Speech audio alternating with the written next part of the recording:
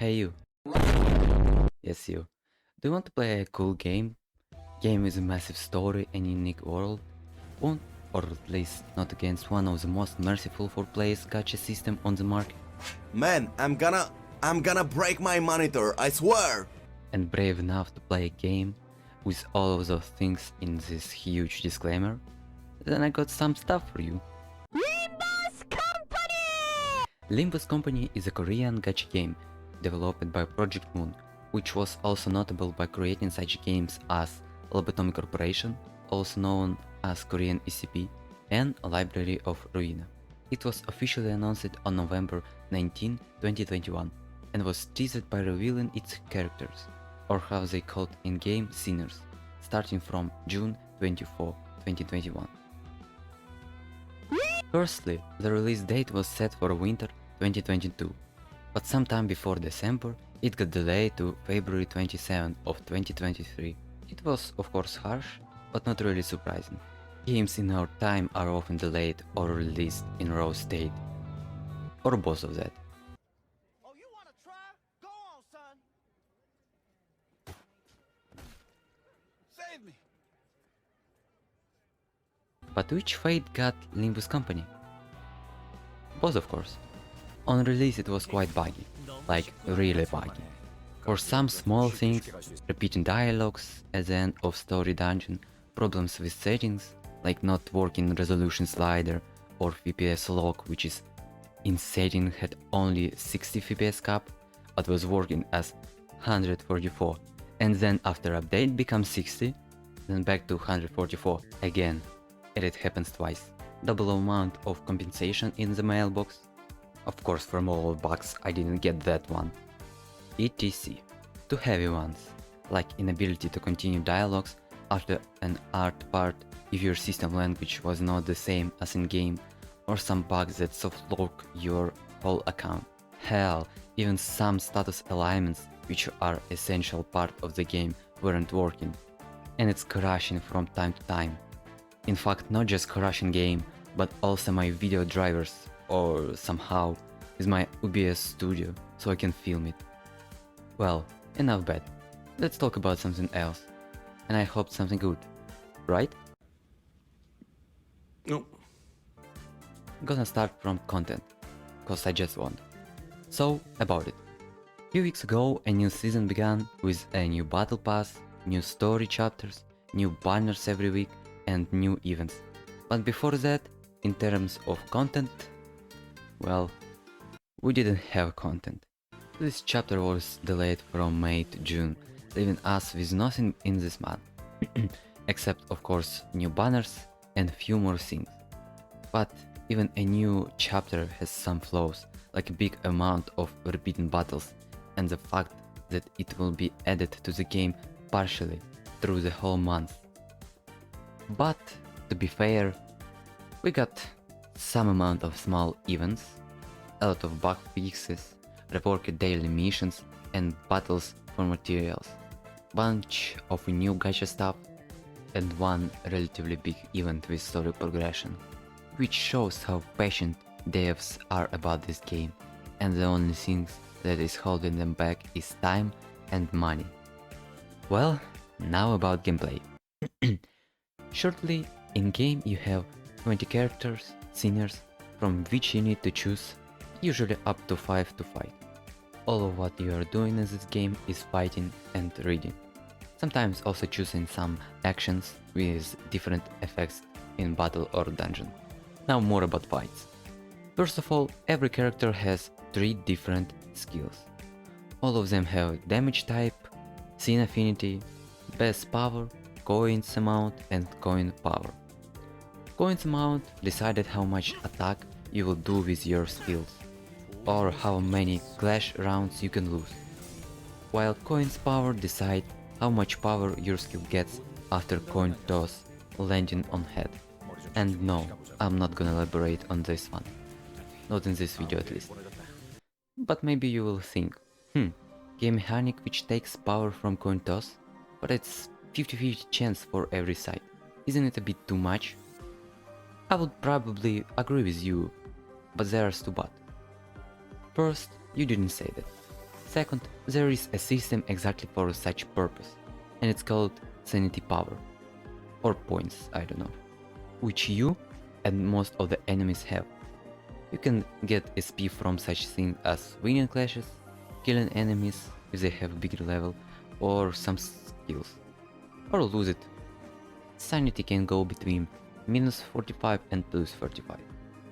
Coin toss result depends from a sanity level.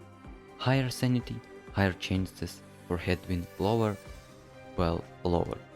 If I remember it, up to 75% in both way. Also, a crucial part of the game is staggered condition. Every sinner had such things as staggered threshold, and if their HP falls lower than this threshold, they are gonna become staggered.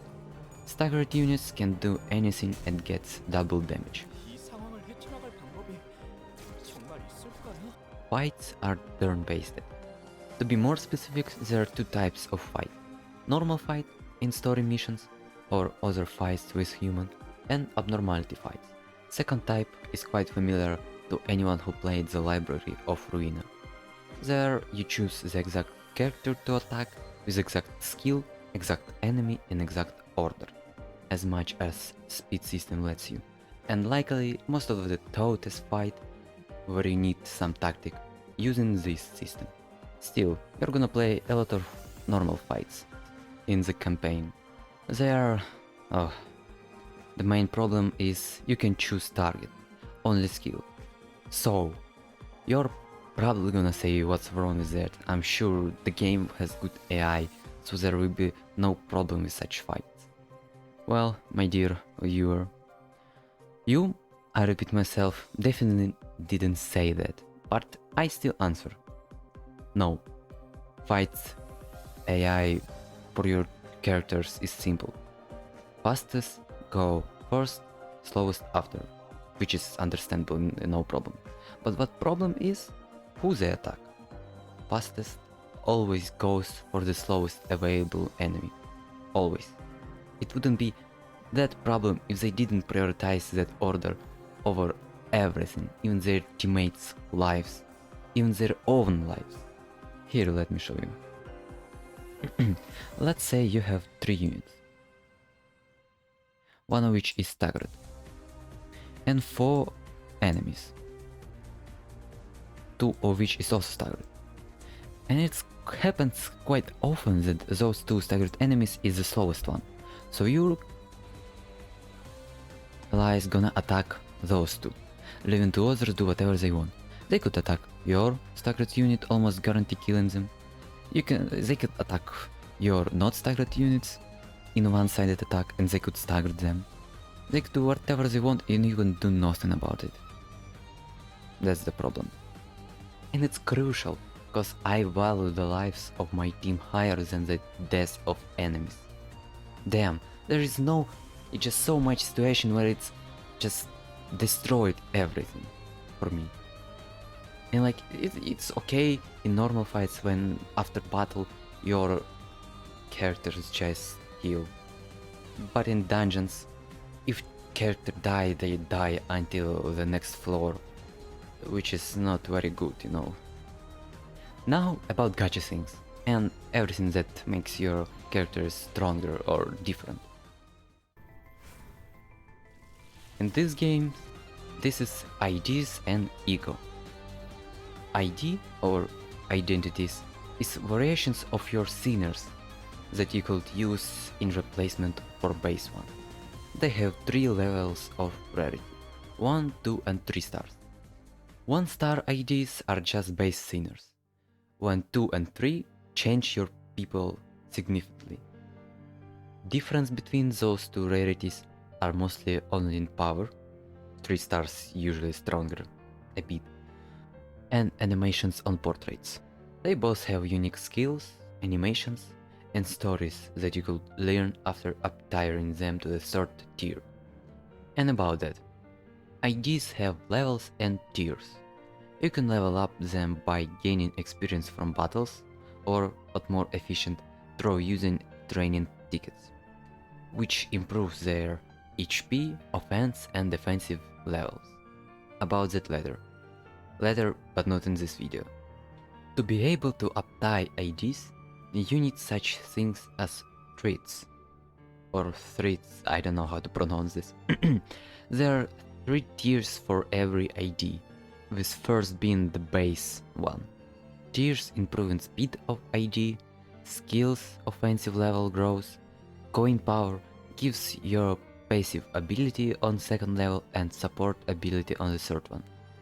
You also unlock a third skill, a new icon and short story of identity on the third level. As for threads, it's a material that you could get from special battles called Luxcavation, from battle pass or events, and also exchange from ego shards.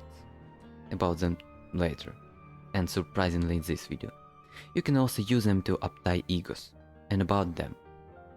Egos are a special move with a unique animation and strong effect that you could use during fight by spending on it certain scenes affinity, which you gain after using skills with the same scene, and some amount of sanity. Egos can be AoE and targeted, and also have different purpose except just winning clashes with big power moves. They could heal HP or SP, buff your units, debuff enemies, apply status alignments, or just deal damage. Ego have 5 different risk levels, which they inherit from abnormalities. Zane, Tess, He, I don't know how to pronounce, WoW and Aleph. Zane is the lowest level.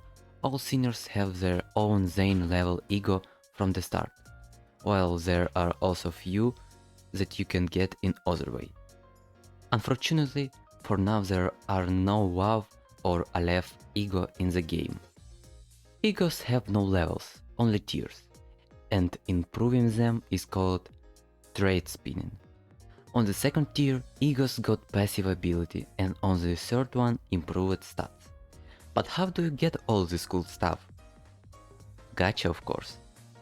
In terms of price, you need 130 premium currency, which is called lunacy, for 1 pool, and 1300 for 10, which is near $17 if buying it with money, which is ridiculously high, but way lower than in other gacha games. But what is even more optimistic is probabilities. Ego are considered bigger rarities than 3-star ID. Probabilities are 83% for 1-star ID, 20.8% for 2-star, 2.8% for 3-star, and 1.3% for Ego. God bless Korea. And if you don't know, it's pretty high chances for gacha. Usually they go even lower than 1%, or something with big rarity. Another big difference is the absence of mechanics, when characters have some abilities or other things available only after getting duplicates of the same character. In other words, you need to get things only once, and that's all. They are already on full power, except you need to upgrade their level and uptie, of course. But if you still get duplicate, they will be converted into ego shards of characters which ID or ego you got. You can exchange them on IDs or ego of any characters if you have enough of their shards. But also you can get them from shard containers.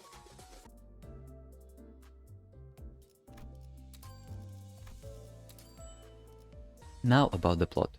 Well, and I will say, it's good, which is not surprising from a story-driven game whose creator already made 2 of such.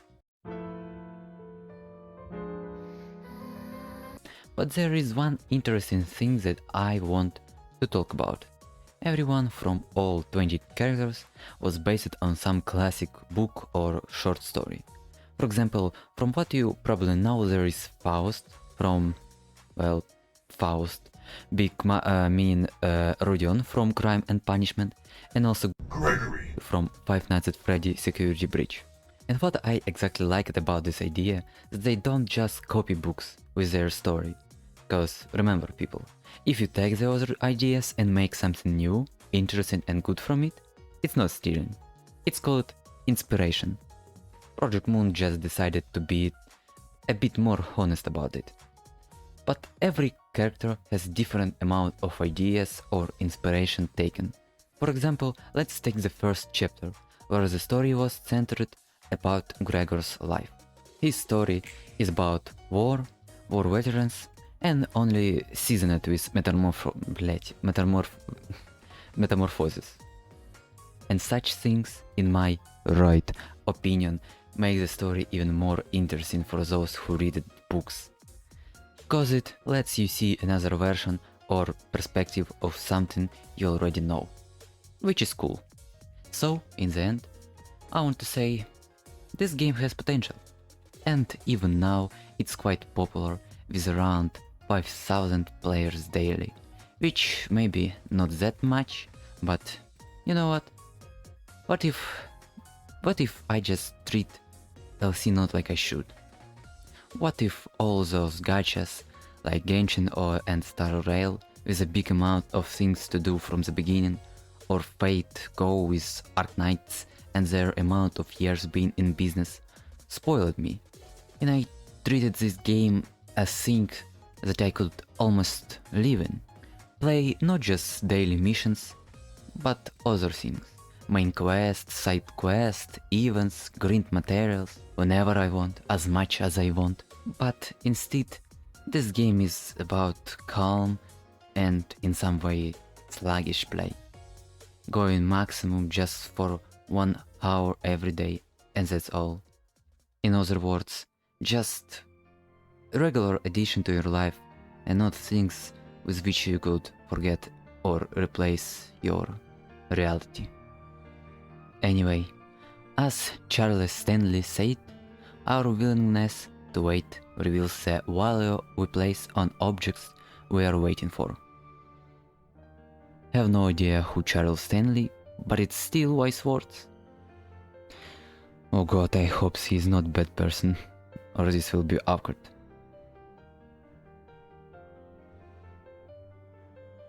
Oh shit, I almost forgot. Press like, subscribe on channel and share. Occupy that screen, huh?